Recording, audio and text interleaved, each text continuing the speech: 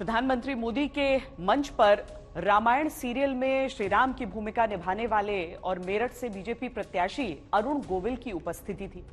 मंच के बैकड्रॉप में पूर्व प्रधानमंत्री चौधरी चरण सिंह की विशाल तस्वीर, यानी पश्चिमी उत्तर प्रदेश को साधने की वो रणनीति जिसमें राम भी हैं, किसान भी हैं और मोदी की गारंटी भी है।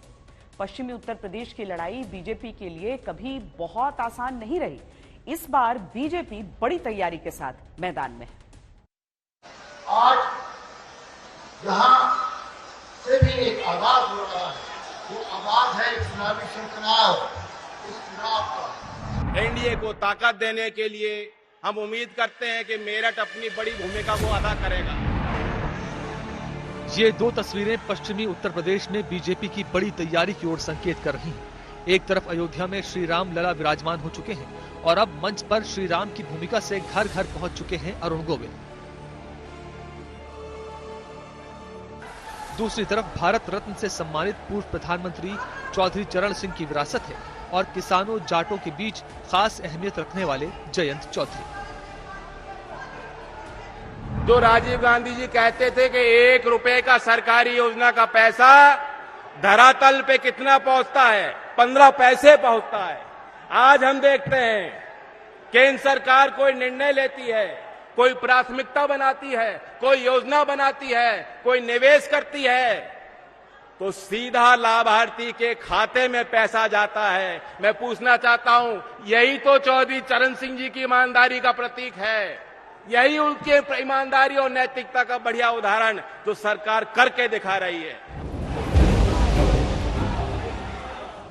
प्रधानमंत्री मोदी ने भगवान की भक्ति और किसानों की शक्ति से जुड़ी भावनाओं को अपने प्रचार में अच्छी तरह पिरोया। चौधरी साहब ने अपना जीवन किसानों की समृद्धि के लिए समर्पित किया था। हमारी सरकार भी किसानों के कल्याण को सर्वोच्च प्राथमिकता देते हुए काम कर रही है। बीजेपी के 400 पार के नारे में यूपी की बेहद खास अहमियत है। इस मिशन के लिए बीजेपी को यूपी में बड़ी जीत दर्ज करनी होगी और ऐसे में पश्चिमी यूपी में कमल खिलाना बेहद जरूरी हो जाता है। 2019 के चुनावों में बीजेपी को पश्चिमी यूपी की 14 में से सिर्फ 7 सीट पर जीत मिली थी, जबकि 2014 में सभी 14 सीटें जीती थी। प्रधानमंत्री मोदी ने दिल और दिमाग तक असर पहुंचाने वाले हर मुद्दे पर जनता से संवाद किया और आसपास की 5 लोकसभा सीटों तक अपना संदेश पहुंचाया। मेरा भारत मेरा परिवार है। हम गन्ने की खेती को चीनी और गुड़ तक सीमित नहीं रखना चाहते। हम देश की हर गन्ना बेल्ट को देश की ऊर्जा बेल्ट भी बनाना चाहते। गन्ने से बनने वाले इथेनॉल से गाड़ियां चले, इसके लिए आज देश भर में काम हो रहा है।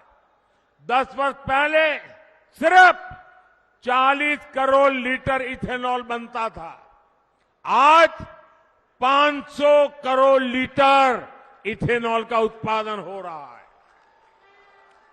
इथेनॉल की खरीद बढ़ने से 10 साल में लगभग 70,000 करोड़ रुपए देश के किसानों को मिले हैं। 15 वर्ष बाद जाट और किसान नेता जयंत चौधरी इस बार एनडीए में है और इसको लेकर बीजेपी पश्चिमी यूपी में आत्मविश्वास से भरी हुई है। प्रधानमंत्री मोदी ने चुनावी इंजन का गियर चेंज करके प्रचार को स्पीड दे दी है।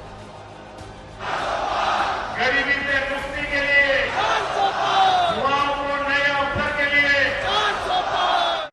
प्रधानमंत्री मोदी ने प्रचार अभियान की शुरुआत मेरठ से की, तो ये केवल एक संयोग नहीं है बल्कि सोची समझी रणनीति भी है।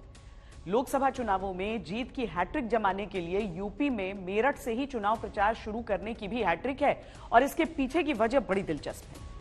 को किसी ने नहीं पूछा, उसको मोदी ने पूजा है। मेरठ से प्रधानमंत्री मोदी ने यूपी में चुनाव प्रचार का आरंभ किया और इस तरह लोकसभा चुनावों के लिए मेरठ से ही कैंपेनिंग शुरू करने की ये हैट्रिक है। 2014 में यूपी के लिए चुनाव प्रचार की शुरुआत मेरठ से की, 2019 में भी मेरठ से और 2024 में भी मेरठ को ही पीएम मोदी ने प्रचार की शुरुआत के लिए चुना। मेरठ प्रधानमंत्री मोदी के लिए लोकसभा चुनाव के हिसाब से इतना खास क्यों है? 2014 के आम चुनावों के लिए पीएम मोदी चुनाव समिति के अध्यक्ष थे। यूपी मुजफ्फरनगर दंगों की आग में झुलस रहा था। प्रधानमंत्री मोदी ने यहां से प्रचार अभियान शुरू किया तो जो मोमेंटम बना पूरे चुनाव पर वो असर डाल गया। पूरे प्रदेश में मोदी का जादू सर चढ़कर बोलने लगा। एनडीए को 80 में से 73 सीटें मिली। 2019 के चुनाव से पहले भी पश्चिमी उत्तर प्रदेश में स्थितियां बीजेपी के अनुकूल नहीं थी। एसपी और बीएसपी का गठबंधन था। किसानों की नाराजगी भी मुद्दा थी, लेकिन मेरठ से पीएम ने प्रचार शुरू किया और काफी हद तक बीजेपी की बढ़त बरकरार रही। एनडीए को 80 में से 64 सीटें मिली। प्रधानमंत्री मोदी ने तीसरी बार फिर क्रांतिधरा मेरठ से ही चुनाव प्रचार अभियान की शुरुआत की है। पुराना ट्रैक रिकॉर्ड बीजेपी में आत्मविश्वास जगाता है।